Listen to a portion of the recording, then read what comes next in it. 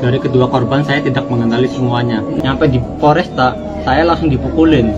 Suruh mengakui apa yang bukan saya lakukan. Saka total 23 tahun mantan terpidana kasus Vina Cirebon muncul ke publik setelah kasus ini jadi sorotan sesuai film Vina sebelum 7 hari tayang di bioskop. Saka Tatal adalah terpidana pelaku kasus Vina Cirebon 2016 yang kala itu divonis 8 tahun penjara. Saat kasus ini bergulir di kepolisian dan persidangan kala itu, Saka Tatal adalah terdakwa anak. Namun karena mendapat remisi dan keringanan lainnya, Saka hanya menjalankan hukuman sekitar 4 tahun, bebas sejak 2020 silam. Kini Saka Tatal mengungkap kronologi Vina Cirebon 2016 dan mengaku sempat sebagai korban salah tangkap dan sempat disiksa. Ia ingin nama baiknya dipulihkan. Dalam wawancara di rumahnya yang berlokasi di sekitar SMPN 11 Cirebon, Jawa Barat, Saka menceritakan pengalaman pahitnya. Kronologi saya kurang paham soal kasus Vina dan Eki karena saya tidak ada di tempat waktu itu.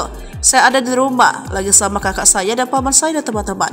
Saya gak kenal sama Eki Vina, ujarnya, Sabtu 18 Mei 2024. Ia menyampaikan bahwa sebelumnya ditangkap, ia sedang diperintahkan membeli bensin oleh sang paman. Jadi ceritanya waktu itu sebelum ditangkap, saya disuruh sama paman untuk beli bensin bareng sama adiknya paman. Setelah isi bensin, saya niat nganterin motor paman itu. Pas baru nyampe, sudah ada polisi, ucapnya. Menurutnya, ia menjadi korban penangkapan tanpa alasan jelas. Saya sudah jelasin, saya waktu itu cuma nganterin motor ke paman. Ikut ketangkap juga, tanpa penyebab apapun, tanpa penjelasan apapun, langsung dibawa, ujar dia dengan nada getir. Di kantor Polres, Saka mengaku mengalami penyiksaan yang memaksanya agar mengakui perbuatan yang tidak ia lakukan. Nyampe kantor Polres, saya langsung dipukulin, suruh mengakui yang enggak saya lakukan. Saya dipukulin, diinjak segala macam sampai saya disetrum. Yang mukulnya pokoknya anggota polisi, cuma nggak tahu namanya. Karena nggak kuat dari siksaan, saya akhirnya mengaku juga, terpaksa nggak kuat lagi, katanya.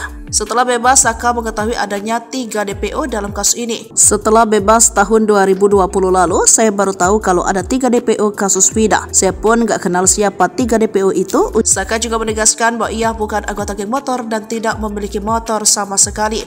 Saya itu intinya nggak ikutan geng motor, saya nggak punya motor sama sekali, ucap pemuda 15 tahun kala kejadian itu. Melalui kisah ini, Saka berharap dapat memulihkan nama baiknya. Dengan kejadian ini, saya pengen nama baik saya bagus lagi seperti dulu lagi. Karena saya sekarang susah nyari kerja, seharusnya saya bisa sekolah. Kerja jadi bayarlah kayak gini, ujar dia dengan harapan yang besar.